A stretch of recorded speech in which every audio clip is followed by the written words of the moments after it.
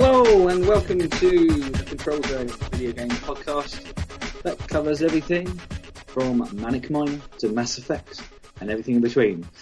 This is episode 2, our second proper podcast episode, and I am your co-host, Rob, aka Predaking79, aka Z Killer Frog, and with me as always is my co-host. Hi, I'm Ricky. Ricky32 on Xbox, PlayStation Network, Steam, and Twitter. Everybody's favourite game. So you're getting all your shouts out straight away. Yes. Not that anybody cares. Not that anybody cares. No. Before we kick off, I'll just say that we are now part of the Nerdsphere Network, which is basically a network of podcasts from various nerdy subcultures, shall we say, from toy collecting to random movies and all sorts in between. We've basically been very kindly added to that. So check out the Nerdsphere, which is the nerdsphere.blogspot.com, as we're on there. So that's a way, if you use the Nerdsphere and you're listening to this, you can go on there and message us and send random shit if you want to. But anyway, it's rather cool, isn't it? Yes, no, that's really good news. I wasn't aware of that. That's fantastic. Yeah. So what does that mean then? Tell me, give me a bit more info. Well, for my, I take off my video game nerd hat off and put my vintage toy collecting nerd hat on. Basically, there's quite a few podcasts out and about that I subscribe to. One of which is called Back to the 80s, which is like basically everything to do with the 80s sort of pop culture and toy collecting and cartoons and everything to do with that. And they are part of the Nerdsphere Network. There are a few other podcasts on there as well. But basically the guy who sort of runs the Nerdsphere saw that we'd started a podcast and it kind of fits into their sort of thing because retro gaming, and video gaming in general kind of comes under that sort of area. And they very kindly said, would we like to sort of join onto them? Because basically it means that when they do update their Twitter feed and all that sort of thing, it'll promote the fact that we're doing new podcasts. So when we upload a show, they'll link it through to their blogspot. And I think they get quite a few. I know this Back to the 80s podcast gets quite a few listeners. So excellent. So good. Hopefully we'll pick up some more listeners. Yeah, no, that'd be fantastic. Yeah. Good stuff. Well done, Rob. Well done. Oh, yes. Thank you very much. You always were the promoter at heart, weren't you? We go back to the years. Back to the days when we were in a band, yes. Yeah. Yeah, like that gig you got us for Kerrang that night. Do you remember? Didn't somebody have a copy of Kerrang with them? Yeah, so it was a gig in Wolverhampton, I believe. We were told that there would be Kerrang magazine would be there. A Kerrang magazine. Yes, and yes, a Kerrang magazine was there. We were supporting some bizarre band, and anyway, we were. I don't think anyone wants to hear about our terrible electro metal past, but As you do, send us a message on Twitter, and we'll certainly talk about it one week. Yeah. But, it's not very video game related, is it? So. Well, someone did describe us in a review once as a cross between Super Mario Brothers and Rammstein, so there was a video game link there. Very true. Got that. Yeah. But anyway, that's enough of that sort of thing. How are you, sir, and what have you been up to? Yeah, very well. Yeah, of course. So we're recording a little bit later than normal, aren't we? About 10 days after the last one went up. Yeah. So basically, I'm back in the UK. I'm back from the USSR, although it's no longer called that, is it? So back from Russia. So that was interesting experience. I've talked about it a few times, obviously, but I've got a few little stories about the flight home in a moment. So so I've been since. Did you get searched inappropriately? No, I didn't actually. I got through really quick because it was British Airways, and no, I went through. I don't even think I took my boots off. Normally, you have to strip. We're like terrorists. You won't defeat us, as I'm stripping naked to get on an aeroplane. So we won't be beaten. It won't change my life. Clean underwear every now and again. So so I had a bit of a fast flight actually because we had to leave in a snowstorm out of Moscow, and actually it was really good because I looked at the wings and they were spraying them with de-icer. So it's a cold flight ahead when they got to get the wings kind of de-iced in order for us to leave. So it was a bit bumpy coming out, and of course I had a pint before we left because I thought, oh well, let's just have a little tipple. Yes. And I got on a flight, and as soon as we took off, the old stewardesses started going up and down the aisle and said, "Would you like a beer, sir? Would you like some alcohol?" And I went, "Yeah, right. I'll have a lager." And she gave me another one. And because I was right at the back of the plane, right near where she kept the trolley, once she'd been up the aisle and back down again, I drunk it, and so she gave me another one. So about 30 minutes into flight, I'd had 3 pints, effectively. So I was well on my way to getting absolutely steaming. In fact, it transcribed that by the time I got off, I think I'd had 4 pints in total. And I don't drink on flights. No, well, it makes it goes to your head much quicker, doesn't it? Because of the pressure and everything. Yeah, and this now leads on to the next part of why it's quite amusing because I watched the Alan Partridge movie on the new one. Yeah. I had it written down. I'm bugging if I can remember what it's called. Is it Alpha Papa or something? Alpha Papa, yeah. Yeah, and of course I was at the back of the plane, and it was a rocky flight. There was lots of turbulence, and I was like laughing my head off, kind of like really enjoying the film. Everyone's holding onto the seats, and I'm just sat at the back like a drunk. Well, I was a drunk, but I proceeded to break my headphones as well at the same time because I went up to get have a wee. Yeah. I left my headphones plugged in to the some. They weren't very good. They were like some Skull Candy ones, so nothing fantastic, but better than the normal airplane headphones. Yeah. So I had them plugged into the side of the chair, and I came back and I sat down and forgot they were plugged in, and of course my fat ass snapped the insert, the bit you plug it into. So the connector snapped off the headset, and I just sat there, just absolutely pissing myself with laughter, just on this plane. But anyway, there we go. So that was my exciting flight home, and of course, at the same time, the World Cup draw was being done. Oh God, yeah. Yeah. So I think it seemed to recall last week we touched on it briefly, didn't we? I think we did. I think I said. Whoever we get, we probably won't go through. Well, now seeing who we have got, we definitely won't go through. Yeah, I think the only chances we have are the timings of the matches because I think we're playing Italy in like really hot Amazon heat. Yeah, so that could go either way, couldn't it? Yeah, they're going to struggle as well. So it's a kind of and they're actually saying like teams like Germany and Italy, if they do go through, they'll be so flipping fatigued. That it's going to be a South American winner. Oh yeah, absolutely. I could see Argentina, Brazil, maybe even Uruguay. Yeah, getting that. I don't know, maybe not Uruguay. They're not so good. But so that was my flight. And I also watched Elysium with Matt Damon, which is the yes. I've not seen that yet. Yeah. Follow up to it's kind of like a follow up to District 9. Yeah. But wasn't bad. Passed the time before I fell asleep and snored. But absolutely fine. So that was it. That was my flight. I got home about, I think it was about 10 o'clock on the Friday night. So that was a week. Last Friday it was. So a week ago now. And then of course over that weekend it was my son's birthday.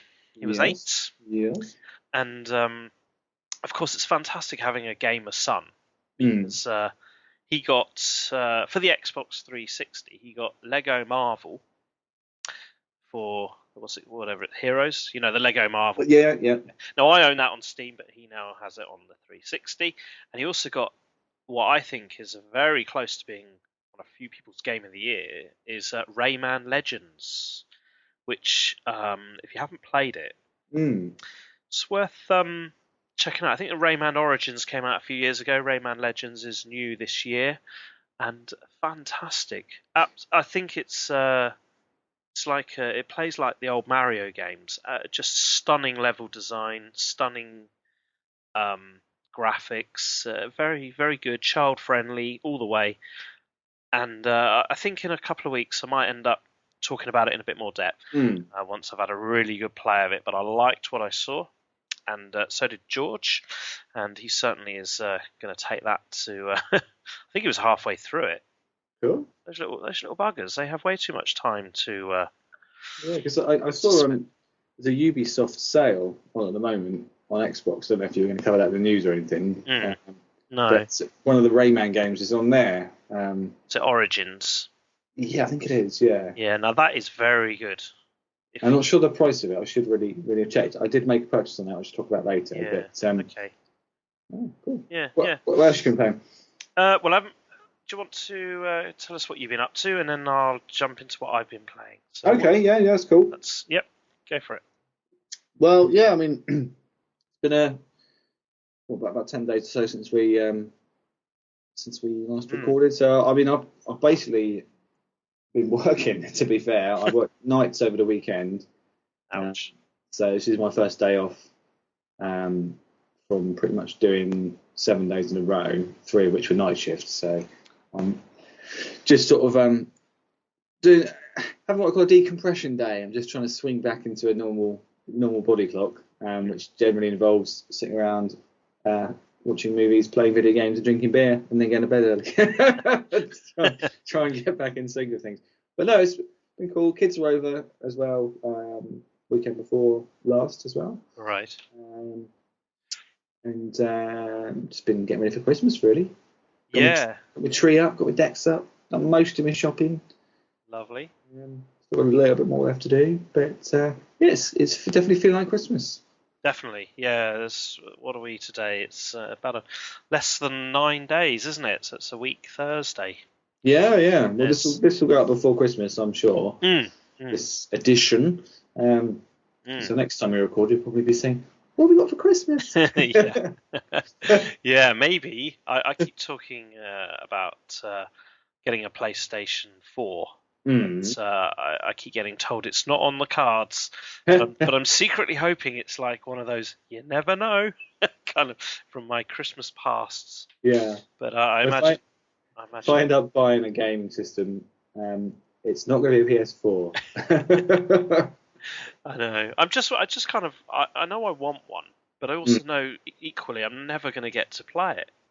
Do you know what I mean? And but anyway, sorry. So been doing anything else? You've been hitting the shops, hitting the sales, or anything like that? Well, shall I talk about the games I've picked up? Because I have picked up some stuff in the sales. First of all, I mentioned just a moment ago about Ubisoft doing a sale, and I was online today and had a little look, and they had Scott Pilgrim for sale, which obviously I mentioned. I think it was the first podcast we did. Yeah. That really enjoyed it. I was thinking of getting the full game. Right. Well, I got the full game today, and it was £1.68p. Fantastic. Excellent. So, yeah, normally I think it was £6.50 normally. So that's good price. Yeah. And as I said last time, it's a great game. It is bloody hard. Yeah. Even on the easy setting, it is tough. So I know Steve likes it, so I'll have to see if I can get him on live and do a bit of 2-player or 3-player if you fancy it. Yeah, I don't. This is £1.60. Is it? Yeah, I might do that. I've got it on the PS3, and I did quite a bit of it. It's just not bad actually. It follows the film, doesn't it? Quite, or was it the comics? Does it follow? It's more comics than film. I'm not particularly a fan of the comic books. I mean, certainly the art style is very comic book-esque, but there's massive amount of homages to old video games. Like, in between each level is sort of that top-down view from Super Mario.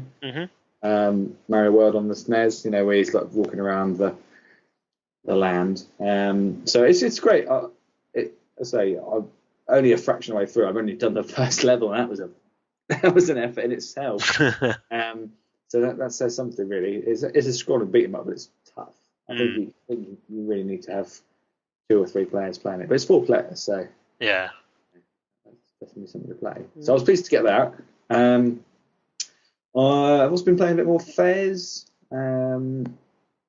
Good. It's good. It is good. It's very kind of chilled out, isn't it? Very relaxing kind of game. You can just pick it up. And you don't kill anything. You can't die. You just but it's balls hard as well. Way. It's hard, isn't it?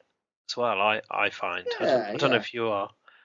But... No, it is. Again, it's really early stages. I think I've only collected 7 of the complete golden cubes out of 36, whatever it is. Wow. It's early days, but I'm enjoying it. It's a come down game, isn't it? After, as I said last time, after you've been playing something hectic, of which the other game I've purchased is, and I'll tell you what that is in a minute. But it's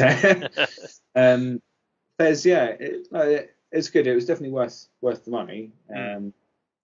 And I haven't upgraded the other games yet that I talked about last time. So Meat Boy and Limbo and Braid. I think at the moment we'll just maybe that'd be something to get in the new year. But the last game I picked up. yeah. Go on. Grand Theft Auto 5. Oh. At last. Well finally. What, 4 months after it came out? 3 months after? Yeah. Where'd you get it from? How much did it cost you, mate? Got it from CEX. Oh, okay. And good price. £25. Wow. Which is a very good price. Yeah, it's really good. That's because GTA tends to hold its high value, doesn't it? Quite a lot for about a year.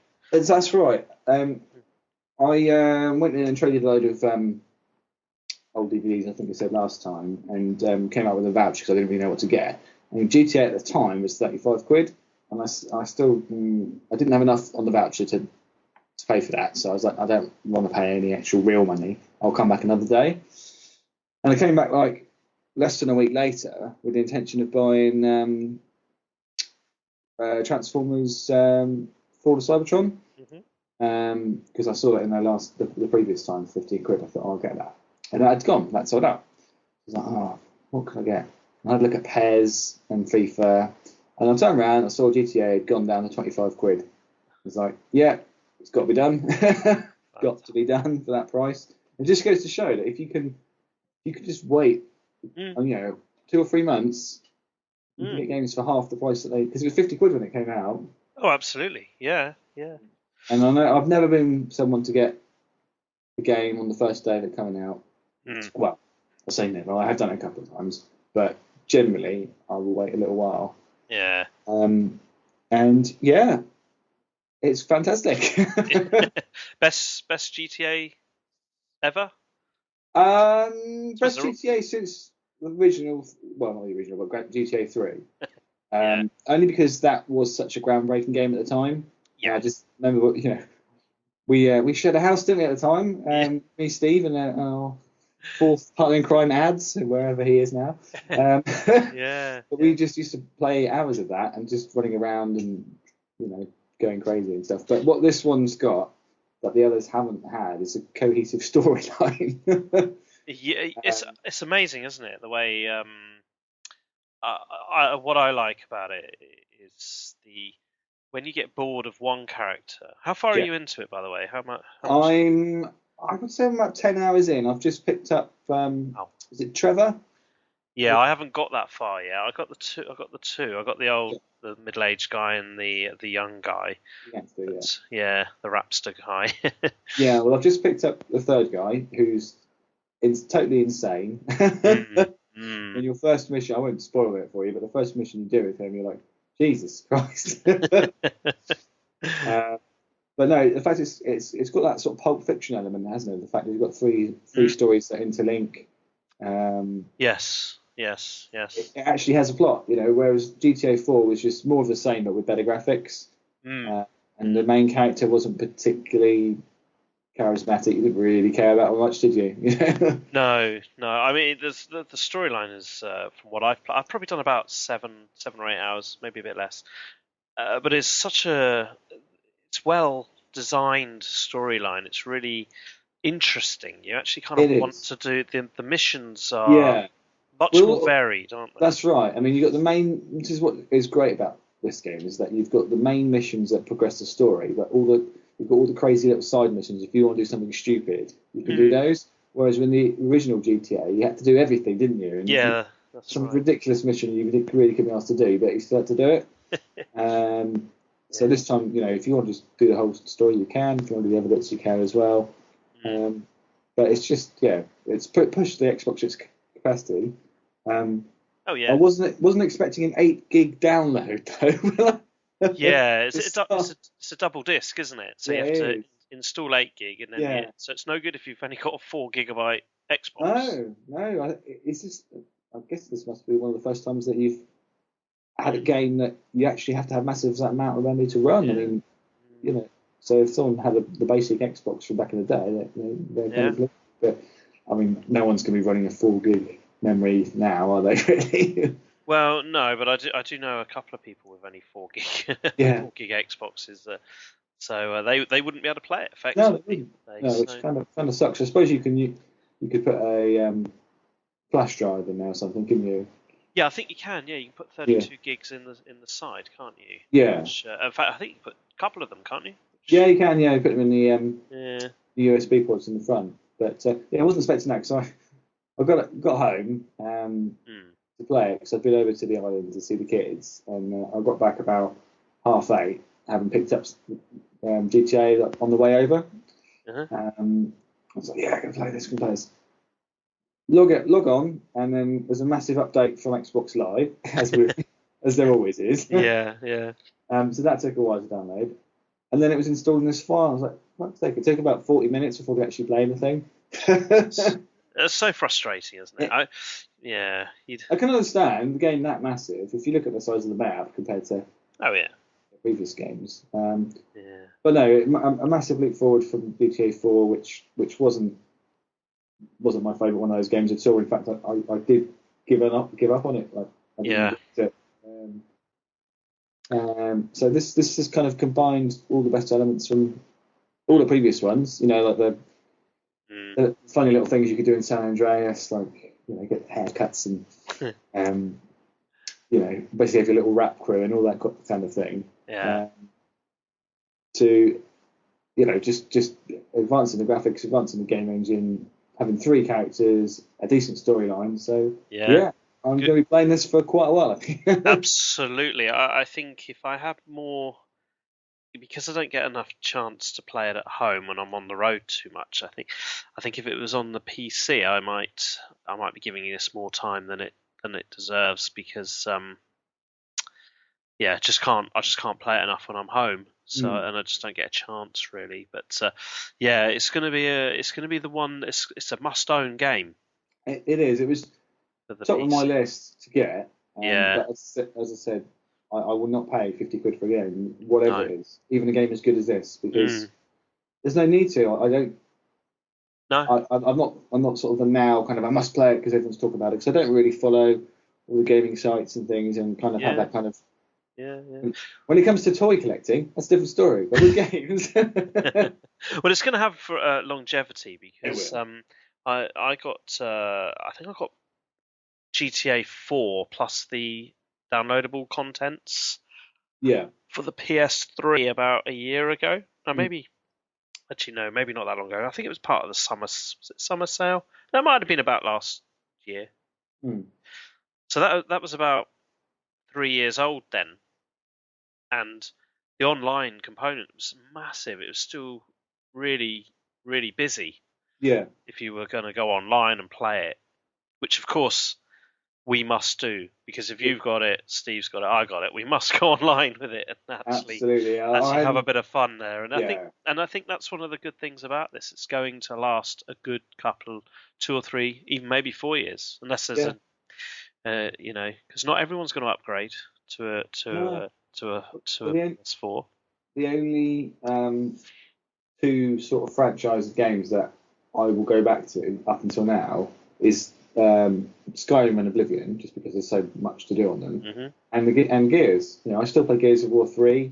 Yeah, actually, I played. I had a little dip into Gears of War 1. Yeah, because it's a free download for Xbox Live Gold accounts. Yeah. And they're giving you the latest stuff on on Xbox, but I still stupidly download it anyway, just because. We were saying last week about how thanks to Microsoft free games. It was in CX for £1 now. Yeah, I know. So that's what they're giving you.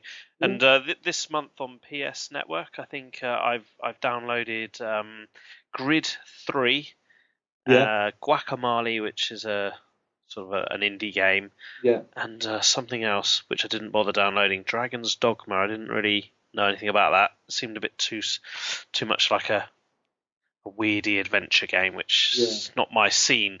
But Grid 2 is a very good game, so it's not that long ago, is it? It's the latest version of Grid, I think, unless there's a Grid 3, in which case it's not. So I don't know the answer to that. No. Oh, good stuff. Yes, GTA, excellent. Have you done any of those bizarre side missions yet? What's your favourite moment so far? Side missions. I like. Have you done the one with the paparazzi guy? Well, yeah, where he's taking. Yeah, that's a bit. Yeah, that's a bit odd, that one, because of course in the UK that has a lot more connotations and with Lady Di. Yeah, well, you're chasing the car. Yeah, that's right. But the second mission you do. Oh, I haven't done the second one with him. Go on. We can spoil it. Go on, tell us. Yeah, basically, he's outside this woman's house who's kind of like this teen sort of pop star, I guess, like in a sort of Miley Cyrus sort of character. And he's like, "Hey man, you gotta give me a hand. You gotta give me a hand. Some dude's fucking her in the ass in there." So you basically got to sneak in, take photos of her getting fucked up the ass. Apologies, any young children listening to this podcast. I'm sure you're not. But fast forward the next few minutes. I'm a bit late now anyway. But yeah, you basically got to zoom in and take photos of her taking it from behind, and it's a proper, good old minute or so that she's getting it before they sort of. Oh my god! You're kind of busted, and you have to escape basically without getting killed by security. Crazy. So it takes it a lot further. Yeah. Actually, one that I did quite early on, because when I started playing it, I was kind of like curious about how big the map was. Yeah. So I think after about an hour and a half in, I decided to just go cruising. Get a car and off I go. Just because you kind of open up the map as you drive around, don't you? You do, yeah. So there's probably still about the 40-50% that I haven't seen yet. So I think I drove up into the mountains, got in the cable car. Okay. Yeah, I think it's a cable car, and it takes you up really high. And I think the idea is you then jump off the mountain with a parachute. Wow. Maybe there wasn't a parachute, so I didn't take that route back then. But I made it down, and one mission I was just driving, and there was the little marker showing me that there's one of those crazy missions, and there was a guy tied up to a lamppost. Right. And I don't know if he was naked, or he might have just had his undies on. And he calls you over. You get out of the car and you go to see him. And he goes, "Man, you gotta help me. It's my wedding day today, and my best man and my mate have tied me up naked to a lamppost on my wedding day. Please help me get to the church." So you untie him. He jumps in your car. First of all, you have like this countdown where he has to be at the church on time. Yeah. So you have to drive him to his house so he can get changed and get in the gear. Then he comes running out a few minutes later and he gets in the car. And then you have to drive, and I think you had to pick up the rings. Okay. With the best man's waiting for him. You have to pick him up as well. And then you have to drive him like halfway around the bloody map to the church. It was just such a kind of like, it is still a collect and package kind of delivery, but it was just a really weird quirk. Some people may never come across that mission because you've got to drive in a certain part of the map in order for it to trigger. That's right. You may never come across it, but you might go looking for it now. It's a very interesting sort of side mission. Yeah, I like on sort of big missions as well. Like, have you done the first heist yet? No, and I really should. I know it's how the whole game is sort of driven around the heists, isn't it? Yeah, but the fact that you select your crew and you have little things that you have to, get before you can do the heist. Like you'll see when you do it, there's a couple of particular vehicle that you've got to pick up and particular bit of equipment that you need to source from somewhere, which means stealing it from somewhere. Mm-hmm. So it's good that it's not just, go to point A, do the mission, go from there. There's actually a bit of a choice about how you're going to do it. You can do the sneaky way, or you can do go in the front door with shotguns blazing kind of thing. Yeah. And no, it's great. So yeah, you must at least unlock the third character because he is ridiculous. I've heard. Ridiculous. Yeah. Because of course, he's the one that's making a lot of people sort of claim that this is really the first GTA that should be adults only. Yeah. Because we all know that when it came out, there were parents in the queue buying it for little Johnny. And I think this one's got loads of explicit. I mean, they all had swearing and stuff. Yeah. But you've got. Well, have you been to the strip clubs yet? Yeah, I did. Yeah, that's not bad, are they? First place I went to, mate. Yeah. Yeah. So you've got some proper boobies on display, and when you first meet the third character, he's basically fucking someone from behind. So it's exactly. So there's no claims that that this game is harming our children, because I think the rule number one is your children shouldn't fucking play it because it's an 18 plus. So fuck off. Yeah. End of the day. Absolutely. And whereas games like other games that are 18, like Gears of War 3 and stuff like that, it's very, very much not set in reality. I mean, this is obviously GTA isn't set in reality, but it's more realistic than say like some Gears or something like that. Yeah. I think it's up to parents, isn't it? But certainly, if I had kids who were mine won't 12, 13, they wouldn't be playing it. No. I think there's enough good stuff out for kids these days. Yeah. They don't want to play it. No. Especially before they hit their teens. I think they're quite happy with the complete array of entertainment that's on offer. Maybe 5-10 years ago it wasn't as big as it was now. Little handheld casual games just really didn't exist, did they? So people did want GTA 3 or what were the ones? Grand Theft Auto with the Vice City. Yeah, Vice City and San Andreas. San Andreas, and then you had Vice City Stories and Liberty City Stories. Yeah. And then GTA 4. So. Yeah, good. A bit of a GTA sidetrack there, but yeah, that's what I've basically been playing. So it's mainly been that, but a little bit of Fez and a little bit of Scott Pilgrim. Yeah. So what about your good self?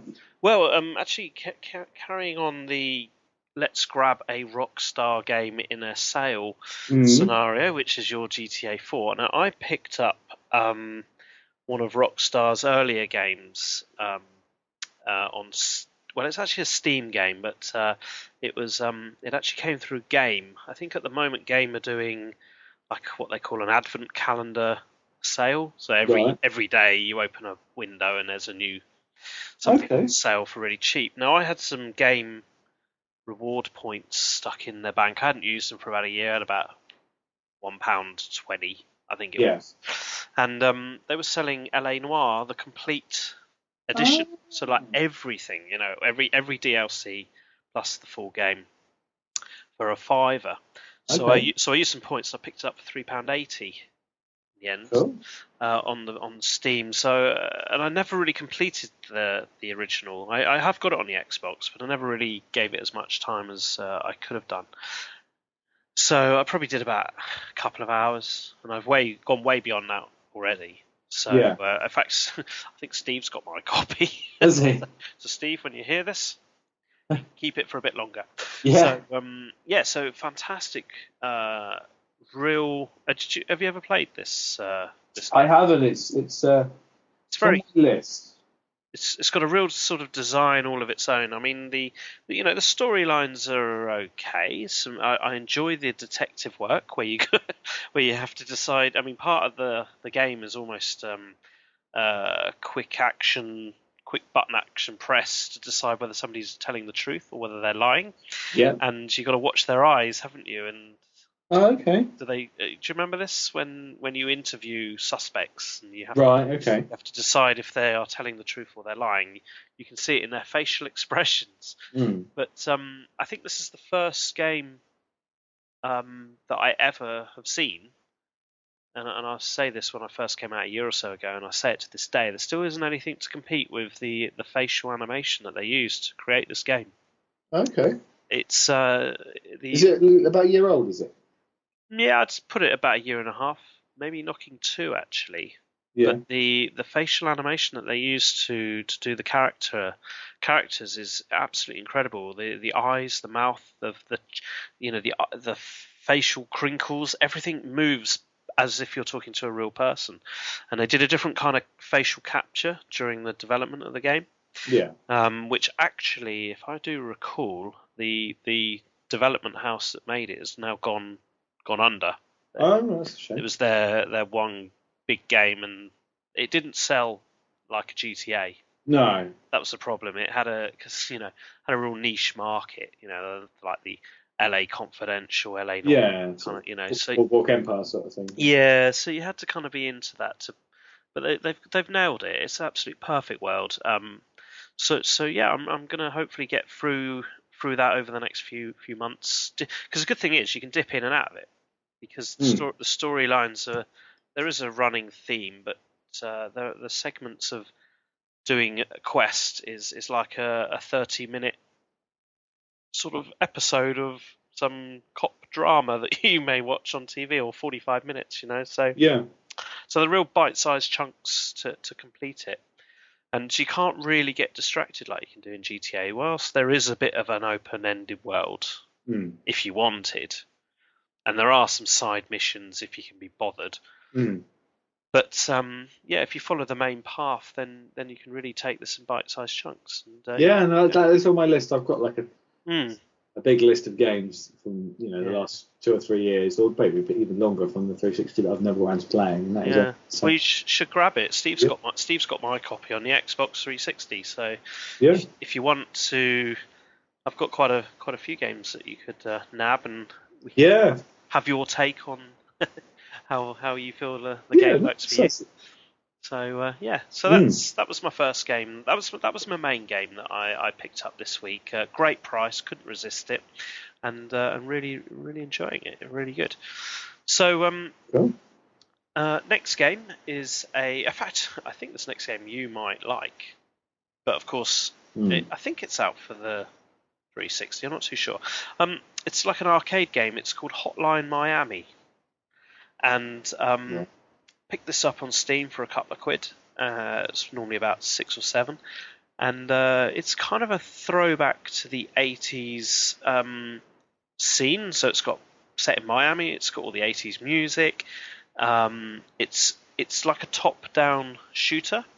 So it's in the same vein as, I would kind of link it. It looks a little bit like Gauntlet.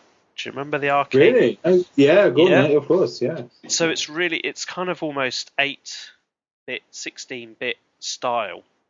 Okay? Yeah. And you play this kind of protagonist who gets missions, and his main aim is to go and murder everybody in every room through various means with guns. And so if you imagine Gauntlet, but a really bloody 80s setting, very clever, good little cheap bit of fun. So, really, cool. quite enjoyed it. I think it's it's almost twin stick shooter in that style as well. So but if you imagine Gauntlet set to sort of GTA themed missions, then you're kind of getting the idea. So a little bit of a fun there. No, that does sound cool. Is it on 360? I'm not too sure. I know it's on PlayStation and PlayStation Vita and the PC, but I don't know if it will get through on the 360 because it's a little bit violent and bloody. What's it called? Hotline Miami. So I don't know if it's made it onto there yet. Shall I have a look and see? So it is coming out, but there's no release date yet. Okay, that makes sense. So it's coming out for 360. So that does sound the sort of game that I would exactly. Check out, so. Yeah, I think you might enjoy it. It's good fun. Okay, so the next game I've been playing is another PC game, and it's you'll never have heard of this. It's absolutely bizarre. It's called Papers, Please. Okay, So Papers, Please. Papers, Please. I have heard of this. You have, right? Okay. I have heard of this. So Yeah. this game I'd heard. Yes, yeah, because it was on the on that. Sorry. Yeah, it was on Charlie Brooker's, wasn't it? Was it on his program? It was, yeah, it was on Charlie Brooker's, yeah. Yeah, It was, yeah. But yeah, I was interrupting you, apologies. That's all right. So of course I saw it on there. I'd heard quite a lot of other podcasts have been sort of going on about it for a couple of months, and saw it nice and cheap for £2.50, I think. So nice. Usually these arcade sort of indie games retail for around about sort of £6 to £10 mark. So I tend to pick them up when they're really cheap and good sales. Papers, Please. It's yeah, of course, where I've just come from, this is very valid. So you play you play this worker who works in the immigrants checking office. So you kind of play border control at a pretend Russian communist state, and I don't know if it's Russian, but it's a communist state called Eastern Bloc. yeah, I think it's called I can't even say it. So it's that, and people come up to your booth and they hand you their passport and their entry visas and things like that, and you have to match up 3 or 4 different sort of elements of their passport to whether you allow them to enter the country. You have two actions once you've read everything that they give you. You can either deny or you can approve their entry to the country. Mm-hmm. And the amount of people that you get through in a day, because there's a clock in the bottom left-hand corner that starts at 8 and ends at 6, so you do a 10-hour day, and the amount of people you allow in, it gives you credits to buy heating and food and medicine for your family who are at home, and they all start off hungry and ill and cold. But if you let somebody in who you shouldn't let in, they deduct 5 credits, and so you'll be checking all the. You've got a race against time. You've got to check the visa details and the kind of 8-bit photograph. And you've also got to check dates of birth and passport numbers against visa entry numbers and dates and passport expiry. It's like a fucking job. Right. And you end the day at 6 o'clock and you get a little breakdown of your day and how you got on, and like you've got to distribute your credits around the family. Do you buy them food, heating, or medicine? Okay, and gradually you'll have your son, your wife, and your uncle. I can't remember. There's a 4th one, but I can't remember who it is. Who do you distribute it to? And then it says end day, and then you has wake up, walk to work. So you have to kind of this walk to work button, and then you walk into the office and day 2 starts. So yeah, it's a really interesting kind of little game, and of course there are various people trying to get into the country, like terrorists and smugglers and things like that, and very, very interesting. And you can detain people who are trying to get in, who've murdered other people in the game. And I think on the day 2 we have a terrorist attack, so more security comes in, so of course the paperwork increases to allow the people into the country. It's a really, really crazy little game. A couple of quid. It wouldn't be out of place, this game, on the old Spectrum Commodore 64. It'd be a really, it's amazing, really. Actually, I saw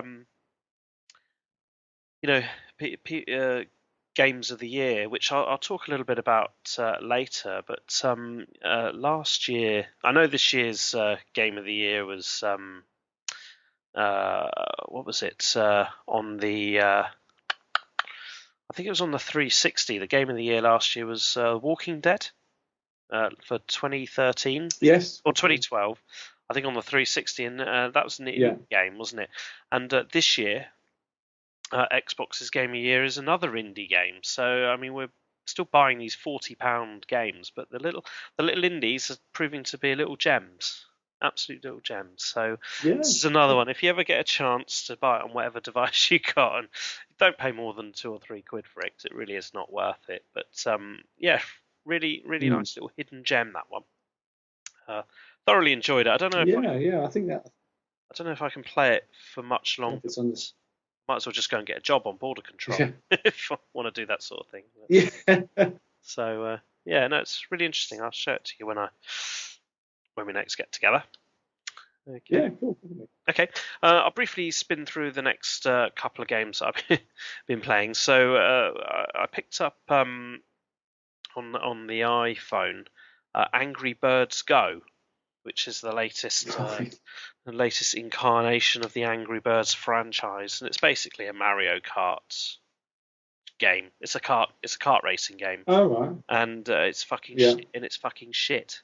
So I'm absolutely really pleased that it costs it's nothing. It's free, and it's got the old. Oh, it's free. Yeah, I think it's got the transactions, so you can buy stuff to do it. But it's cars. Yeah, I didn't even show it to my kids. It was that bad. I really what a pile of fucking crap. Because occasionally when things are free, you pick them up, you give them a go. And I thought they were going to do a little bit more with this, being big franchise, but no, they've just cashed in on the racing genre. And if you see it, give it a miss. Wide step that one, I recommend, or that you do. Okay, so the next game, and I think it's a game, I'm not too sure. There's another freebie on the iOS, and it's called Quiz Up.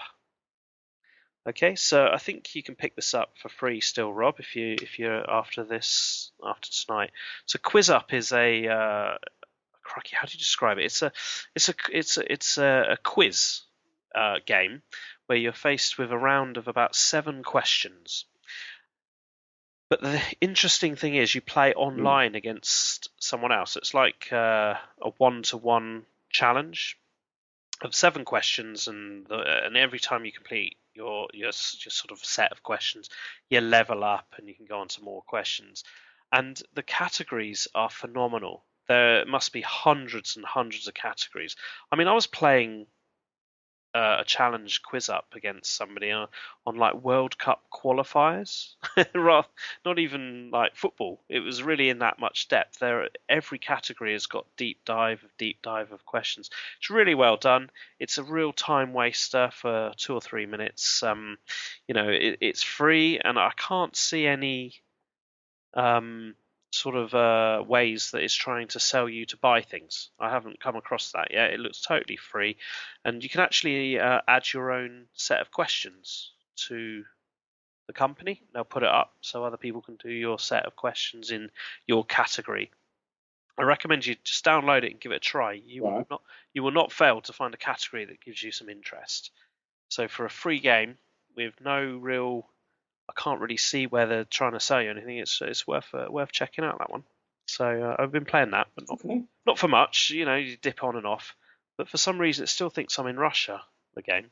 So every time it comes up where you're playing somebody else in the world, it says playing Ricky in Russia. So I don't know a way of changing that. But either way, it's quite good. It's quite good. So my last game I'm going to talk about is It's a game that I recommended to you a few weeks ago, Rob, and me and the son, we had a little play of this at the weekend and had a jolly old time with it. And we played Mount Your Friends on the Xbox Live Arcade, which I don't know if you've seen this yet. We had a lot of fun with it, and you know the game I'm talking about? I'm not entirely sure. No. I talked about it a few weeks ago, called Mount Your Friends.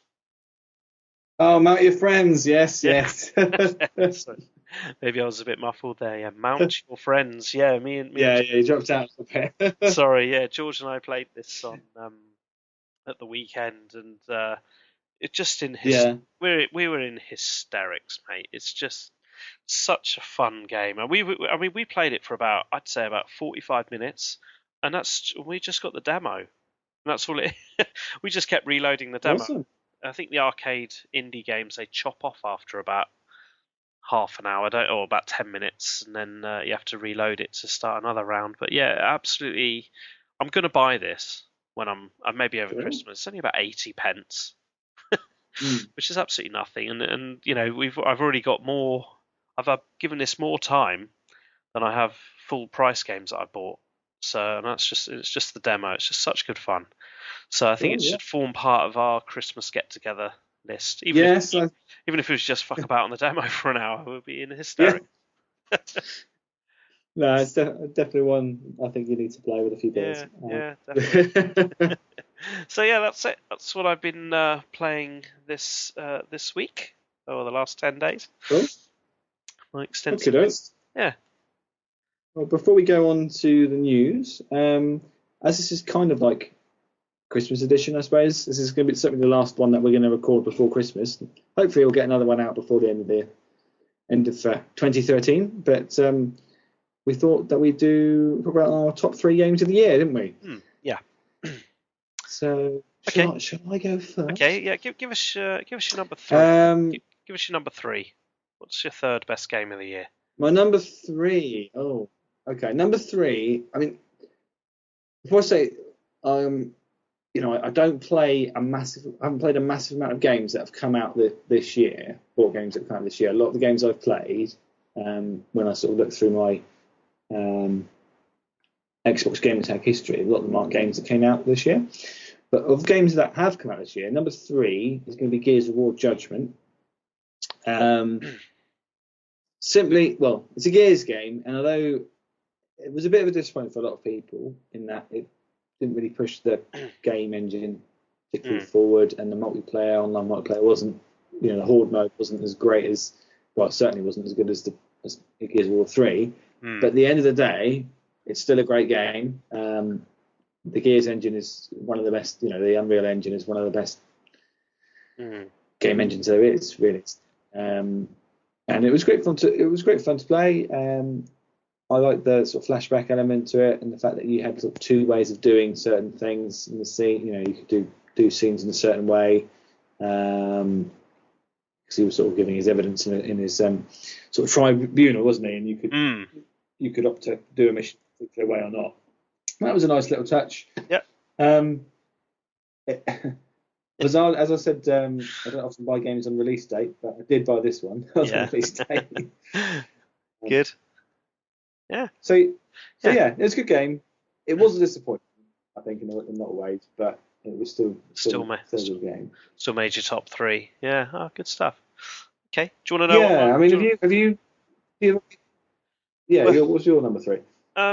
Yeah, so I haven't played Gears Judgment yet, but I'm sure it will come up in the next, because I've got the other 3, and I need it to complete the set, so I will pick it up when it's dropped in price and nobody's playing it anymore.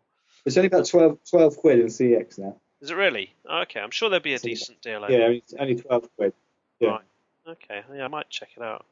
So okay. My third best game that I've been playing this year, for me personally, is Pro Evolution Soccer 2013. Okay. It probably isn't the best game of 2013. It won't be on anybody's lists, but this is about us personally and our own experiences, isn't it? Yeah, of course, absolutely. And I think I've put in more hours into that than I have work. So if we do an average of 40 hours a week, I'll probably equaling that in Pro Evo at some points this year. It's gone off the ball since October when they released the latest version, but from like January to sort of late September, I was hammering this game. Absolutely, hammering it. There was very little time to do anything else, and of course, I modded my version of Pro Evolution 13. It had the best gameplay in years for actually playing it. The fact is that I've completely beefed it up. Like, there is not one thing left unlicensed. Yeah. The modding even comes into like the ad boards around the stadium, in terms of how they rotate. They're all the real ad. You got different mods for Champions League to Premier League ad boards. It goes that deep. So that to me is my personal number 3 game. And the fact is, I'm still playing it. I've tried 14. I've gone, fuck you, 14. You don't work. I'm going back to 13, and I have done. And it will pop on my what have I been playing lists for another probably 6 to 8 months until the next, or until I get a PS4 and FIFA 14, because that does look very good. But yeah, that's my number. I do need to get a football game. I do definitely need to get a football game. Yeah. Would you say the 2014 versions are worth getting over last year's? I mean, I haven't bought a Pro Evo since or a FIFA since I think 2011. So. Okay, so here's the situation. If you bought Pro Evolution 14 on the Xbox 360, I can mod it for you in terms of it's perfectly legal modding. Well, I believe it is. Yeah. It's all to do with putting on a save file on your hard drive, and files where people have updated kits and things like that, and completely. And I think they've the latest mod for the 360s added in the Sky Bet Championship as League 2, so so you can play as Yeovil if you wish. Try and take them through to, but everything's it's kind of plays, it's fully licensed like FIFA. So if you were to pick that up, just give me a shout, and I'll put the files on your Xbox, and it'll play. You'll have you won't have to worry about licensing. You won't have to play as, London FC and West. That was always the thing. Yeah, exactly. So I would pick up 14 if you get a chance, because it plays very well on the 360. It's the best version you'll play. But for me, 13 is just slightly better because of that it doesn't play very well on the PC. There's lots of problems with it. Even if your PC can play Crysis 3, it struggles with Pro Evo 14. So I think it's more of a console version this year than a PC version, which is why a lot of PC gamers have dropped back to the old version, like myself. So yeah, but yeah, give us a shout if you pick it up. Yeah, well, it does seem to be the cheap. Yeah, definitely. It does seem to be the cheaper of the two games. FIFA's still. Yeah. I mean, I know a few stores are doing some deals on the run up to Christmas, but it still seems to go for sort of around about the £40 mark. Yeah, well, Pro Evo's the game. It's a bit much to pay for a game. Yeah, Pro Evo's the offline gamer, I think, because if you get FIFA, you could be playing online in FIFA in about 3 or 4 minutes, can't you? 3 or 4 button presses, and you're on an online game. Whereas on Pro Evo, it doesn't do online very well, so it kind of gets pushed to the back seat. And it's the more technically strategic game. It's less arcadey, and it always has been. So, yeah, it's worth either version. I would give 13 a miss on the console. Pick up 14 if you can. Yeah. So anyway, what's your second best game of the year then, buddy? Well, my number two. My second choice game. Steaming pile of that. No, it's Blood Dragon. Far Cry 3 Blood Dragon. Yes. Which we mentioned.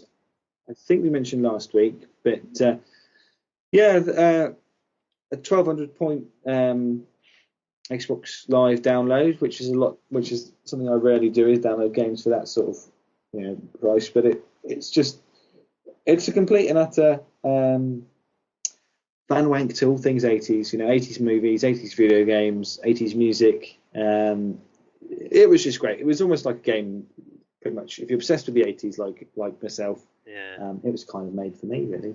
I played it through, loved it. It's got replay value. You need to get this game. You do need to check it out. Yeah, in fact, I've just seen it on Steam sale for $4.99. So I think it's going to go on my list. Oh, just do it. Yeah. Do it. Yeah. No, I will. But yeah, no, yeah. I didn't play Far Cry, so I don't know how to compare this to that. I'm guessing it's the same game engine, but other than that, it's got nothing to do with it, because this is set in the 80s, the 80s vision of the 21st century. So I think it's set in like 2015 or something, but it's all, high tech lasers and neon and. No, I did play Far Cry 3 and I liked it. So this is gonna be good. I know it's gonna be good, and it's your second best game, so it must be good. So. Yeah, it's a lot of fun, and I didn't, I wasn't playing through these games I've just picked up. I would no doubt still be playing it now. But yeah, it's great. Cool. So your number 2? Yeah, my number 2 is Grand Theft Auto 5. What would be your number 2? So we've already talked about this. Okay. Yeah. So I'm pretty sure we don't need to go any further. Other than it is the best GTA I've ever played. I know online is going to be amazing, but I haven't played it online. So I mean, the fact is that I've got so much mileage out of a game that, for me, 8 hours is a full game in other worlds, but this world it's barely. Yeah, it is. Yeah. It's barely a pebble across the surface, is it? Of the giant lake. Yeah. So I know it's going to last me many years. Yeah. So that's my steaming number 2. So, what's your number 1, Rob? That segues into my. Yeah. My number 1 is GTA. GTA fun. Okay. Yeah, it had to be. Yeah. We've obviously talked about it lengthy, so I won't go over it again. But but best GTA by a long way. Certainly since the original third one, as it were. And I've only done about 10 hours in, 10% in maybe. Haven't touched online. It's going to be a game I expect I'll be playing this time next year. And you can't really go wrong with that for a game that isn't a sports game or an online sort of combat game. So yeah, good. Okay, do you want to know my number 1? My best game that I've been playing this year? Yeah, go on then. If I have to. Okay, so the best game for the year for me came out right at the beginning of the year, and it's BioShock Infinite, which I thought was an amazing game. I don't know if you saw this. I have not played it. No, I have not played it. It's definitely after GTA 5. It was my second on my list to get. It is. So I expect within a couple of months of the new year I'll have picked it up. Yeah, it's just I need to pick it up on the PC because it's a better game on the PC. It's graphically slightly better and it's only about £6 at the moment. So I want to play through it again. And because it's got some DLC that's been released now, so that just sort of lengthen the game a bit further. But just graphically, story-wise, the whole city in the clouds, the bloody weapon that you have, which is this spinning meat hook, and the first half hour of that game is phenomenal. The setup, the environment. The whole it's just great, and the guns feel so powerful and just so great, and it's really really immersive. It's actually made me want to go back and do BioShock 1 and 2 again because because I was crap and I never completed those, and I'm also crap and I haven't completed BioShock Infinite. But what I played of it, for me, it's been my game of this year, and it came with a lot of hype, didn't it, last year? And that's the problem. Games in the first half of the year tend to get a little bit left behind until the game of the reviews. So, fantastic game. I love the others. I love that one. I will play it again. And that to me just slightly peeped over Grand Theft Auto because of GTA is kind of almost too big. There's a little bit of corridor work with BioShock Infinite. Whereas you don't always have to go the same path, but at least it kind of leads you a little bit. There's kind of like progression. Whereas GTA, I feel you could just get a little bit too distracted. You can get lost in it. Yeah, it could be 2 days since you last did the main story. Whereas BioShock is that linear story path that takes it to completion. So, which hopefully I'll get soon. But yeah, that's my best game of 2013. So good. Excellent. Excellent.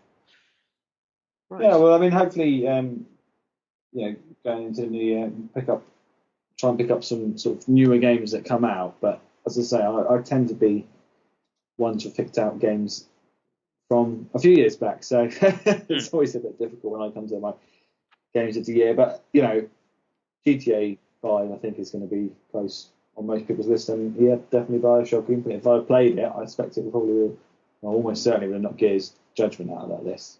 Yeah. The last one I've not played it, so to be unfair. No, that's right.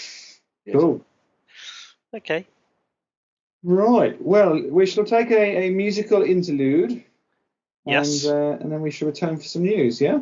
Yes. Okay. Good. So as it's Christmas, we've got a lovely little 8-bit rendition of a famous Christmas tune for your oral pleasure.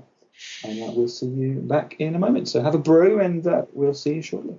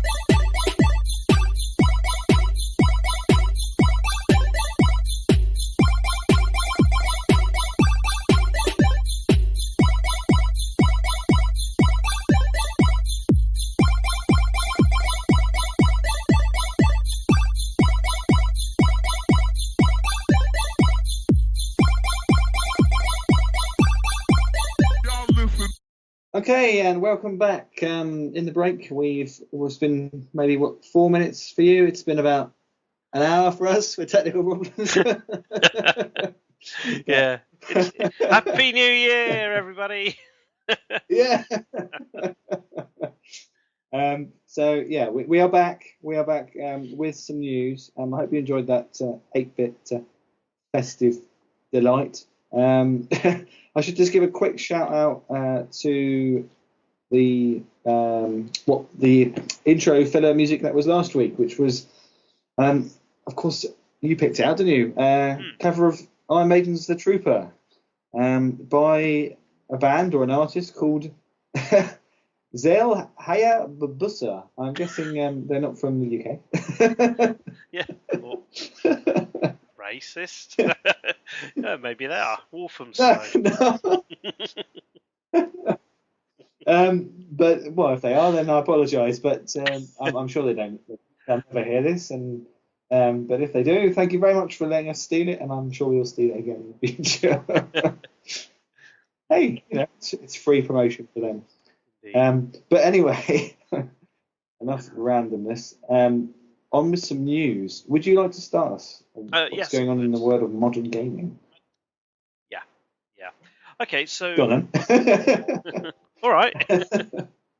Okay, so this week's news is kind of big news in terms of game awards. So of course we're reaching that point of the year where all the various websites are releasing their game of the year, and we Rob, your game of the year was Grand Theft Auto 5, and my favourite website, which is Game Trailers, they agree with you. Actually, they've decided that their game of the year is Grand Theft Auto 5 as well. But there's some odd categories that I kind of wanted to sort of throw your way. One of them being the most anticipated game of the year for next year, which is a really odd. Okay. It's kind of, I find this a bit odd that a category for game of the year awards is an anticipated game for next year, and it turns out it was a game called Titanfall for I think the Xbox One, which we did mention a couple of weeks ago actually in our brief chats. So yes. So there we go. So is Titanfall the sort of sci-fi one? Yeah. Yeah. With the huge robots. Yeah. Cool. Yeah, that's it. So it kind of looks a bit a cross between Gears of War and Halo, I think. So that's a bit of an odd category. Interesting, but there we go. All the same. So there was a couple of other sort of, I won't read them all out, but a couple of notable winners. BioShock Infinite won the best shooter. The best sports game was NBA 20K14, I think 2K14. I don't know. Do you like basketball? Yeah. You into basketball, Rob? I do. Yeah, I do. It's the only sport I've ever played where I'm actually half decent at. And I did used to follow it. So late 90s, I used to be really big into my basketball. Played it a lot, watched it on telly. And I did used to have some basketball games. My favourite basketball game has got to be the original NBA Jam on on the SNES, which was like 2-on-2, but that was like really cartoony kind of. That's a very good game. That's okay.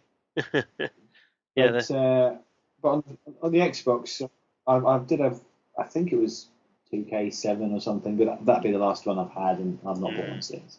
Yeah, I've dipped into the world of the basketball, which is, it's okay. It's okay. I think the new version on the Xbox is meant to be incredible. So that's probably what a lot of these are, I think, new generation, because we've got Assassin's Creed Black Flag, number 4, is it? Assassin's Creed 4 Black Flag, which was the best action game.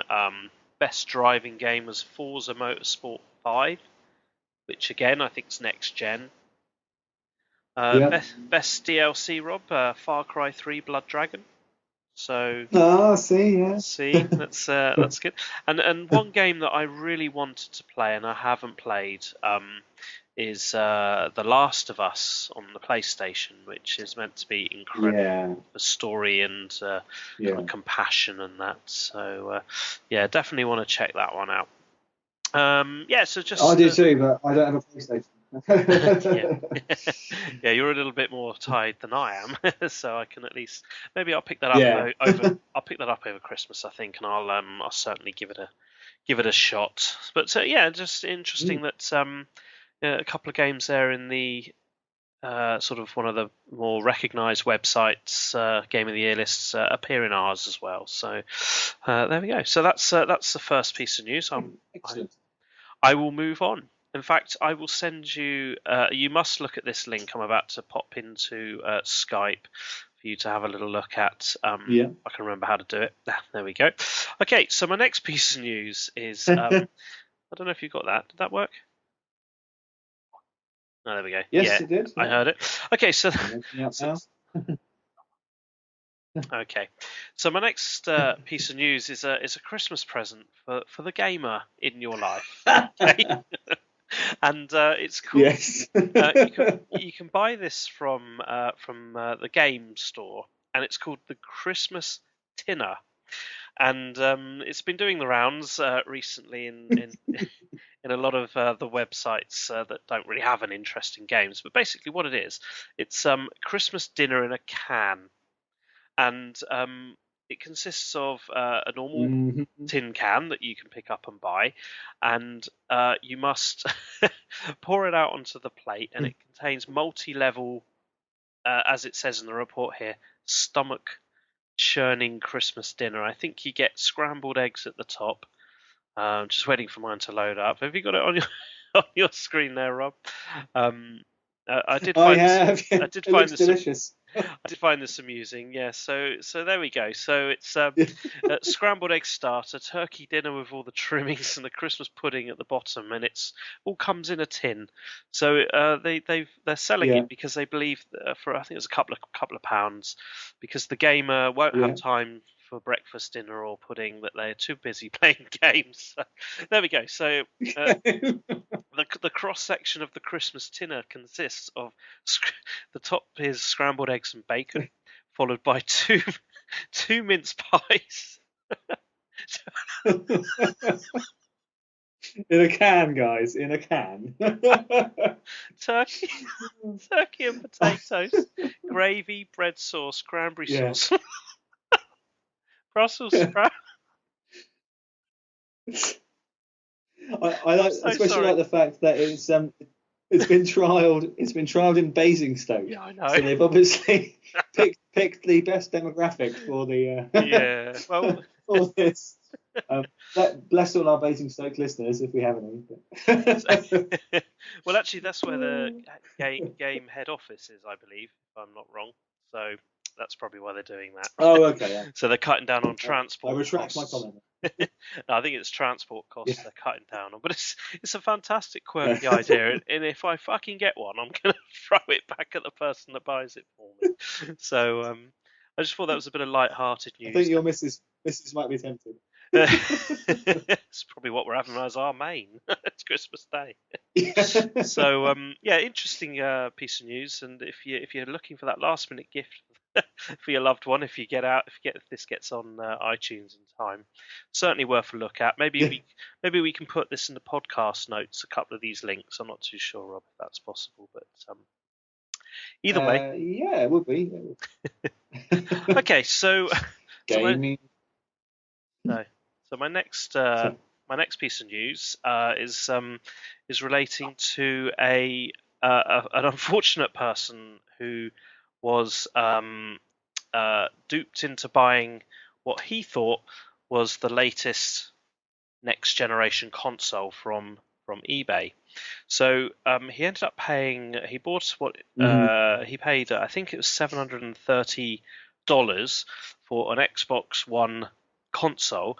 And when it arrived, it was actually a photograph of the console. So it's been quite a story making all the headlines. So there's a bit of an unfortunate picture of this lad holding up this photograph of an Xbox One box that he purchased from eBay. So of course he got a bit of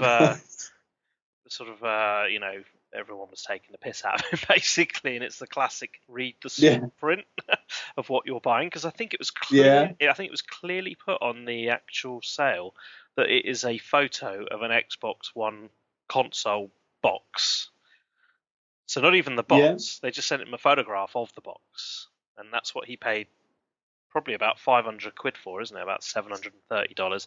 So anyway, this has a good ending to this story, because probably as you can read in what I've just sent you, not only did eBay or PayPal refund him his money, that the shop CEX got involved and actually gave him an Xbox One console to make up for for all his sort of viral ridicule, I suppose you could call it, from all the people taking the piss out of him. So he got all his money back and an Xbox One, and he's got a little bit of fame to go with it.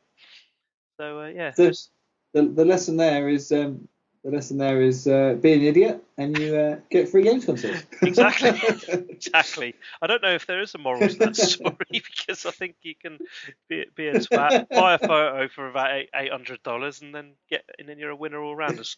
This probably would never have happened when the Mega Drive came out. I do remember hearing stories. Well, no, internet scams. Yeah. I suppose they were car boot scams in those days, weren't they?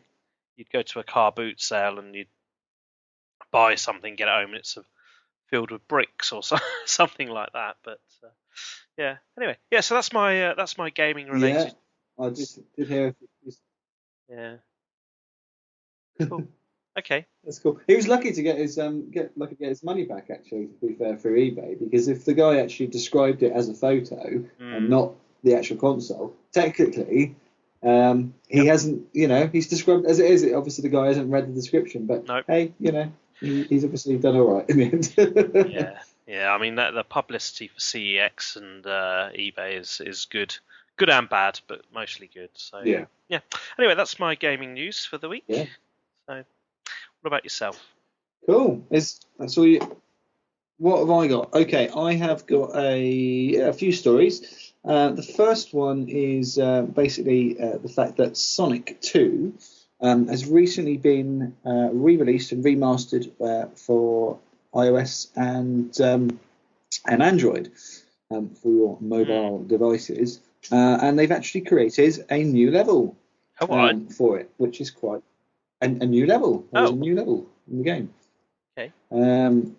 Which is rather cool.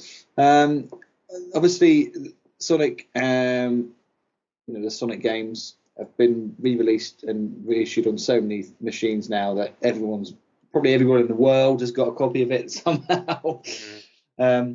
So I guess this is kind of another sort of way to get people to buy it again, I guess.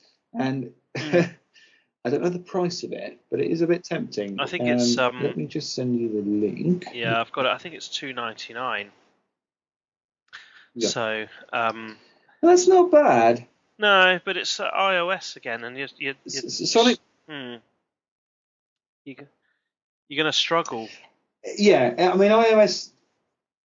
Yeah, I mean iOS does suck a little bit for gaming, but I think a game like Sonic, where you've only really got two controls, your jump button and your directional pad, it could work. So I'm kind of a little bit curious. But I have got this on various platforms already. But for an extra level, I don't know. Yeah. You'd be tempted? No. I think I read something a little bit about Sonic actually just in the run up to this. I did know this was coming out. And they said kind of Sonic is struggling from the child star, the child prodigy kind of film star syndrome. As in when he first came out, he was a young Sonic the Hedgehog. He was full of energy. He took the world by storm.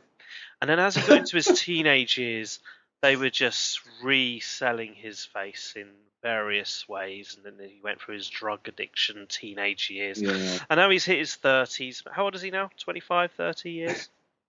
Is that right? About that old? He is 22. 22. Okay. Okay, so he's still listening to Linkin Park then. So, what he's having a bit of a, they're still trying to pedal the old gear, and how the hell? Why a new level? I mean, I don't understand it. It's great if they can pull it off, and it looks like they have. But be interested to see how many people are going to really revisit Sonic 2. I don't know. Was it the better out of the 3, 4? Depends who you ask. In my personal opinion, it's my favourite because it had had the 2-player mode, had more levels. It was a bigger game. The bosses were cooler. It was a lot faster. But yeah, some people say that the original was the best. But like you say, everyone owns this game, so it's been on the Sega Mega Drive collection. You've been able to download it from Xbox Live for about the last 6 years. Those of us that are old enough to actually own the original system, the game, will have it. So is it enough to tie people in? I don't know. We'll have to see. But for £3, I am kind of tempted, and that's really tragic. But I am kind of tempted just to play this extra level. Yeah, maybe wait a couple of weeks. It might be set on a sale around the Christmas time, and I do believe that if you've already purchased Sonic 2 on the iOS and Android, I think it comes as a free update. Yeah. So you don't have to. That's fair enough. Fair enough. Mm. Yes. Okay. Cool. All right then. Well, the next story is rather cool, and that's about Sega Mega Drive is now available in Argos. Yeah. And this isn't particularly new in the sense that you've been able to get Mega Drives with loads of games stored in them. I mean, they aren't actual Mega Drives, but consoles that plug into the back of your telly and have got loads of games stored inside. Now this one comes with 60 games. Wow. I'll talk through the games that are. I won't list every single one. But there are, it's the usual suspects. You've got Streets of Rage 1 and 2 on there. You've got Golden Axe on there. 1 and 3, bizarrely no 2. Bizarrely no Sonic. What? Okay. Yeah, no Sonic, despite the fact he's on the front cover of the box. But Sonic's not on the list. See, child prodigy. Which is bizarre. Which is really, really, really bizarre. That's not on there. But the cool of the 60 games, probably only about 20 of them are actual Mega Drive games. The others are really obscure. I don't know where they've come from. Whether they're garage games or like old, Master System games or something. But yeah, it's a bit of an odd selection. I'm just trying to see if I can find the list of games actually, because there was a list somewhere. But anyway, while I look for that, the two sort of reasons why this is good and not just something that you could have bought years ago is it's wireless. So the whole the console and the controls are wireless. So that's pretty cool. It doesn't have original Mega Drive controllers, which the previous kind of version of this did have. It's a 6-button controller. Oh yeah. Which I don't know if you remember. Yes. Yeah, it came out sort of towards the end of the Mega Drive life. Yeah. So you got 2 rows of 3. But the main thing is this console can play cartridges. It can play vintage Mega Drive cartridges, which is very, very cool. Yeah, that is good. All these previous consoles that have come out, loaded with games, have been self-contained, and they're just, that's like a. Yeah. I don't know if you've seen a tiny little thing, probably about an A5 piece of paper, even smaller than that, and it just plugs into your telly, and you can play the games on there, but that's it. Now this, you can play vintage games on it. So if you want to play something odd and obscure that is never going to get re-released on one of these kind of arcade bundle things, you can do it. You can play it. How big is it? Now it's going for 40. Yeah, 40. Sorry. How big is it? I don't know the size of it. Because if you sorry. If you look at the link, and you can see a picture of it, and you can see the sort of size of where the cartridges go. I think it's this. Yeah, look at the second photo. Yeah. There's 3 photos on the left-hand side. So you can see it's pretty small. Yeah, it looks like that's just about the size of two cartridges side by side, doesn't it? I'd say it's really small. I bet it's really light as well. Yeah, sorry, go on. Yeah. I was just going to say it's 40 quid, which if you buy a vintage Mega Drive on eBay, the going rate for them now is around about 15 to 20 quid plus about 10 of shipping. So it's not far off. It's slightly more expensive, but obviously it's going to be a bit more reliable than a machine that's been sat in someone's loft for about 20 years. Yeah. Because they're obviously prone to getting dust in the cartridge ports. Plus you're getting two wireless 6-button controllers. Plus you're getting the games. There's a lot of shit ones in there, but you are getting Streets of Rage 1 and 2, which are both decent games. And you are getting Virtua Fighter 2 is in there as well. And Golden Axe games are always worth the play. So I think it's not bad value, and the fact that it's in a high street store as well. Yeah.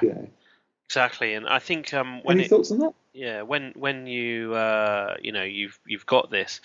Once the winter's over and you're hitting the car boot sales next summer, for about another 20 quid, you can get probably the original box games for it. And I tell you what, there was nothing like those Mega Drive box games. They were very nice to own and hold. Had a kind of a good feel about them. So yeah, definitely. I'm just going to see if I can find the list of games. I can't find it now. But anyway, those are the standout games that I saw. I thought, and Argos seems to be sort of a good sort of price really. That elsewhere online they're going for sort of 50, 60 quid. So if you want, it's not a vintage console. It doesn't look like the original Mega Drive, but it's going to play vintage games, and that's a big plus. And I am very tempted. I'm very tempted because I haven't got a Mega Drive at the moment. I've got a vintage machine, so because there's a lot of old classics like Thunder Force and obviously sort of all the Sonic games, games that are never going to get properly released, Cyborg Justice, stuff like that. I don't know if you remember any of these games, but they're really obscure ones that are never going to get put on these sort of game collection bundles.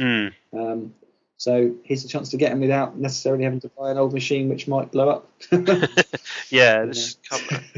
like the fact that it's got some wireless controllers, because I tried to let my kids play the Nintendo 64, and all they've grown up with is wireless controllers. Of course, I plugged it all in, and I think I remember plugging in one of the Mario games, and of course George, he started playing it, and he started running across the room to tell me something about it, and he started tracking the console with him. So I think this is a great kind of way of kind of safely allowing your kids to play some classic old console gamings without them having to worry about the wires. So yeah, I like that. I do like that. Yeah, good price. It is totally. Alien Storm's on there as well. Do you remember that? That was really cool. That was good. Yeah. We'll have to.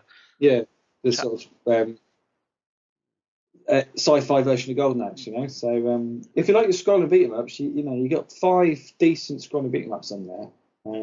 So yeah, I'm very tempted. I am tempted. We'll have to see, because I do like Argos stuff, and if you buy a certain amount of stuff, you don't have to pay it off for about a year. So. Oh really? Always good. Yeah, no, that's good. Yeah. Okay. So my last news story, just a quick one really, to say that Retro Gamer, which is the sort of premium magazine on all things retro gaming, which if you listen to this podcast, I'm sure you know what Retro Gamer is, but they finally just got a new website, because for ages their website didn't really was barely non-existent. It didn't have a lot of information on there. So now they have updated it. So it's got news articles on there, featured the spotlights and things on retro games. They've stolen our idea, Dan. And their spotlight of the week is. Do you remember? God, do you remember the McDonald's game that came out on the SNES? Yeah, that's the. No, I don't remember. You go to. Okay. Yeah, I have loaded it. Retro. Okay. Ronald McDonald's World of Adventure or something like that. Okay. Yeah, apparently it was quite a good game. I do remember it coming out at the time and it being slated for the fact it was a McDonald's game. But they are proper going through the archives and getting out all the obscure titles, which is very, very cool. So definitely worth a look, checking that out. Yeah. At some point, I'll probably register on the forum there and plug our podcast on there. Yeah, no, it's always worth touting around, isn't it? As long as we don't get you piss the website off, because they probably do their own podcasts as well, don't they? So they probably do, and it's probably infinitely more professional than our ramblings. But how could it be? McDonald's Treasure. No, that's right. McDonald's Treasure Island. Sorry, McDonald's Treasure Land Adventure. That was the game. Okay. So. Good. I'd never played it, but yeah, it looks good. Always time. Yeah. Good. Always time. Absolutely. Okay, so that's going to round up the retro news, and indeed the news in general, I believe, unless you've got anything else. No, I haven't. No. Should we take a quick break and be back with a spotlight? Yeah. Absolutely. Okay. Here's another festive 8-bit tune for your listening pleasure, and we're back in 5.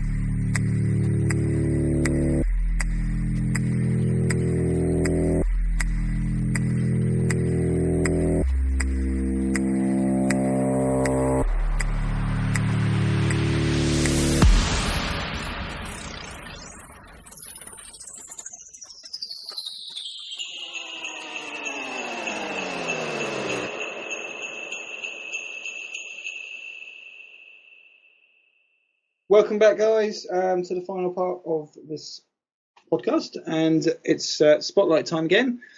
And this week we are having a quick chat about another classic vintage game, which of course is which you've selected, haven't you, this week, buddy? And it's Outrun from 1986, which was originally a 86. That's how long it's a long time. It was one of, I don't know if it was the original, but certainly one of the original 3D third-person driving games. Maybe along with Super Hang-On. I'm not sure which one came first. But basically, you drove a rather nice Ferrari Testarossa with a drop top, and you had a blonde-haired bimbo next to you in the car.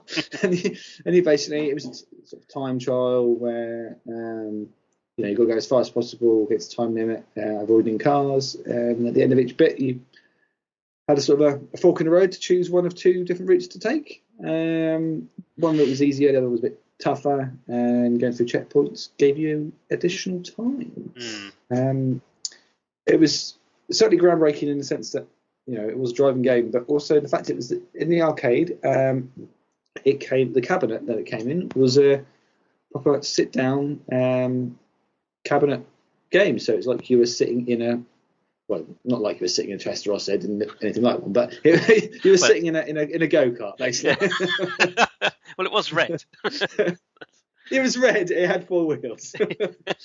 But I mean, I remember as a kid that being both striking, seeing that in the arcade. Yeah. Absolutely. I mean, the most, this was my first real experience before home consoling of a game that I was half decent at. A game that I could, when I went to the arcade, I knew that I could put my, I think it used to cost, I think there was a couple of versions. There was like a stand-up version that had a steering wheel and a pedal. Yeah. And costs probably a little bit cheaper than the full cabinet where you sit in and it feels like a car. But of course, both versions were. I knew I could get a decent 2 to 3 levels of gameplay out of it. Because I was terrible at arcade games as a kid, but this was one of the ones I was good at. But I never ever completed it until it came to console. So it had. No, I know. I don't know about yourself, if you're going up the fair and seeing this giant cabinet. Yeah, I definitely remember going to arcades, and like I say, local fairs and stuff, and seeing the cabinet there and seeing the big car there. But I really can't remember playing it in the arcades. My first memory of playing it was on a Mega Drive, which wasn't until 91, so it came out a good 5 years after the arcade. But seeing it there, seeing the big lads playing on it, because in '86, I mean, I don't know, probably was late '90s by the time it made it over to the New Forest. But I would have been 9 or 10, so right. Or even younger than that, to be honest. So probably when you were I was probably one of the big lads playing. Yeah, you probably were. Yeah, you probably beat me up to stop me getting on it. Yeah. Get out of here, skinny. Yeah. So But no, it was definitely groundbreaking. And just while we were talking, I just looked it up, and Hang On and Space Harrier were the other Sega games that came out. It was about a year before they came out prior to this, so they used the sort of 3D. They call it sprite scaling, where allowed a large number of sort of scaled sprites to be displayed on the screen at one time. Yeah. Which gave you the effect of 3D basically, which was kind of not perfected, but improved upon in Outrun.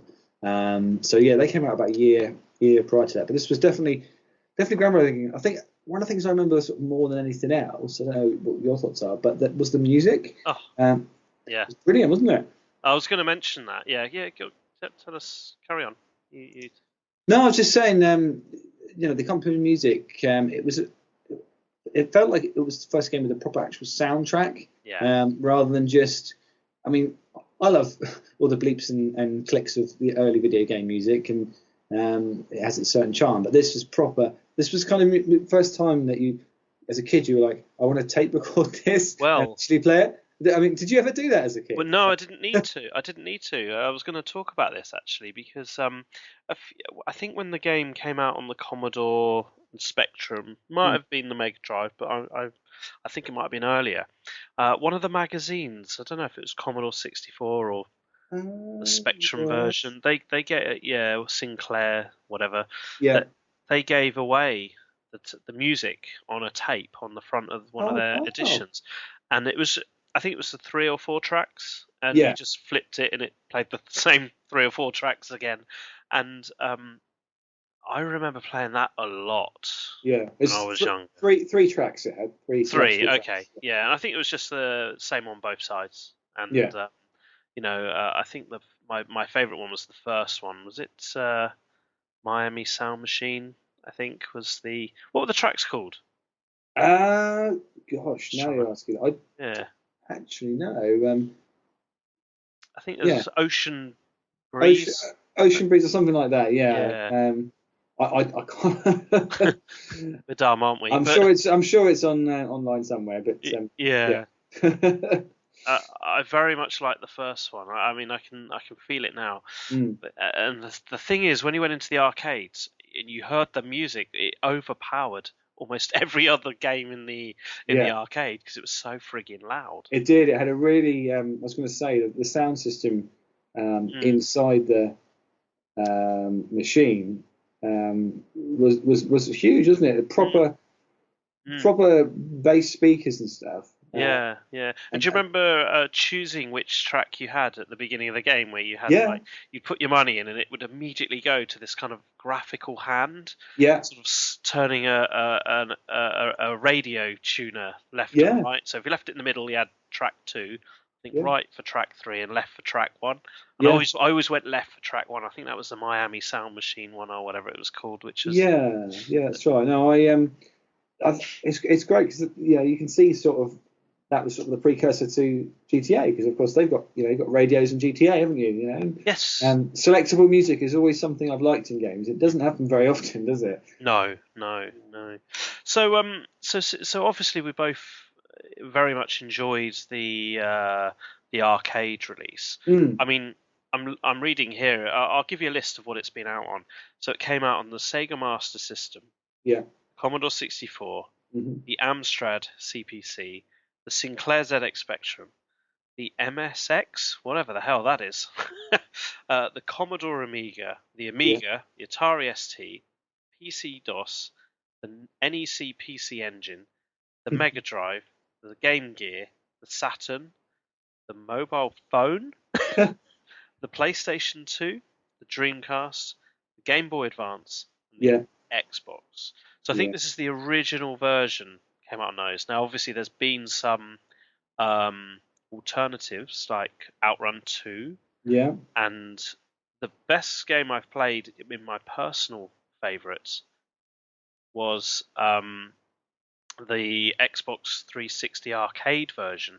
I can't remember what it was called. It's one of the more recent iterations. It wasn't Outrun. It was an Outrun clone, but I think one of the major sort of differences it had, it was called Outrun Online Arcade. It was called. I think one of the major differences it had, it played like the original one, but of course it had drifting in it, which the original never did. So that kind of took a little bit away from the original. But what about yourself? Did you have a personal favourite alternative from the original arcade? I'm trying to think what versions I've played it on. I definitely played it on the Mega Drive because a friend had it. I never had it myself, but I definitely had played it on the Mega Drive. I think I'm remembering correctly. I think I did have it on the C64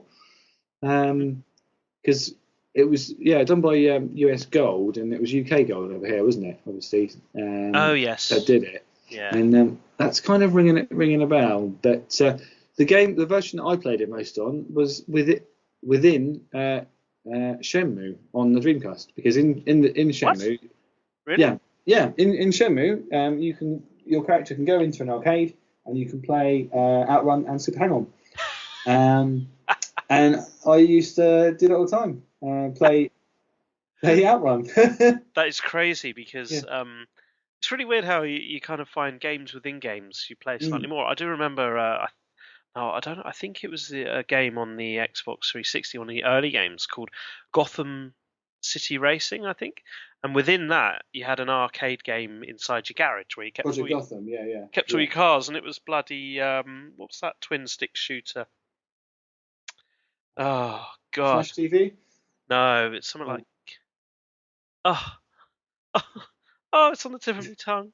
But there was an arcade game in there, and I think I played more of that than the actual game. Yeah. Had a release. I'm gonna have to look it up. You carry on. Tell me.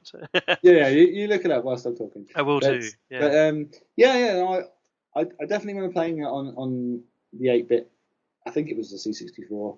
But yeah, as I say, playing it on the Dreamcast via Shenmue was the way to do it. I'm surprised the original hasn't had a release on Xbox Live Arcade, to be honest, because it is such a classic arcade game. I mean, if you just look at like some of the stats of how much it sold like 20,000 arcade machines within the first year, and the 8-bit versions of it, so your Mega Drive, your Master System, C64, Speccy, etc. in '87, 200,000 copies in 2 weeks. Yeah, no, I had it on the Spectrum.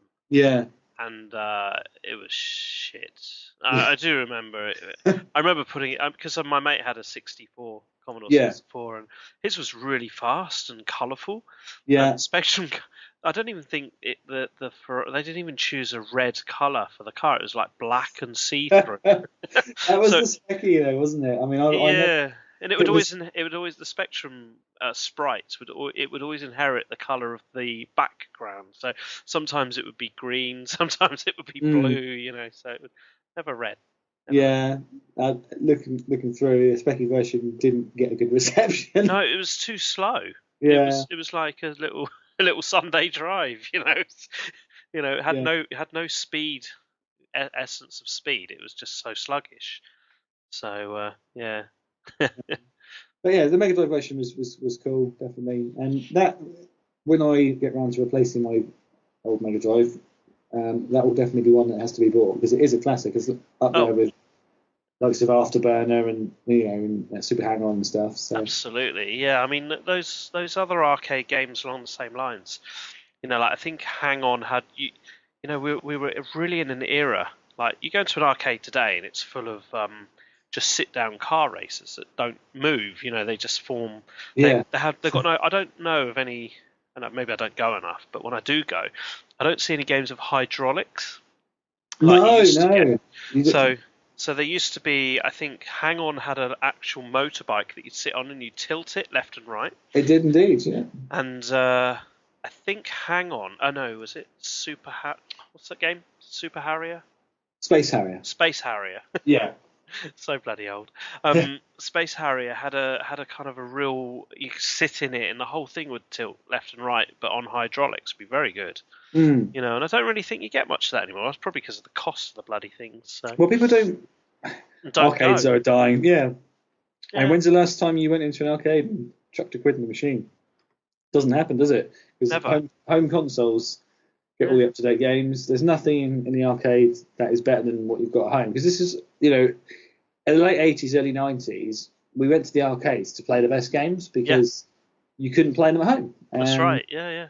But as sort of the 32-bit era came in, the Saturn and then the PlayStation, you were playing as good games, and then it just sort of went from there, really, didn't it? Yeah, no, that's right. So they are dying art. I mean, I don't think there's certainly no arcades near us. There was a couple on the Isle of Wight, but it is 20 years back in time there. So.